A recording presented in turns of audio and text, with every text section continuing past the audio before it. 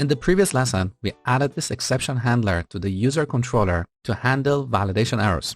But there is a problem. The problem is that if we need to handle validation errors in a different controller, we have to duplicate this logic in multiple places. So now let me show you how we can take this logic outside of this class and put it somewhere central so we can handle validation errors globally. First, we go to our project, and here in the controllers package, we add a new class, global exception handler. Next, we annotate this with controller advice. Now this acts as an advisor to our controllers.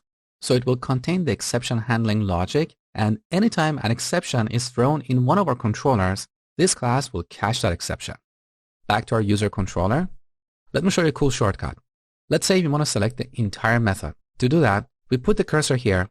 Now, under the edit menu, look at the shortcut for extend selection. On Mac, it's Option and Up. On Windows, it's probably Alt and Up. So I'm holding down Option. Now I keep pressing the up arrow to expand my selection.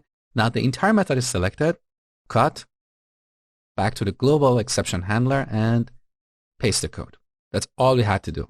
Now let's restart the application and hit the user's endpoint with an invalid JSON object. All right, this verifies that our global exception handling logic is working.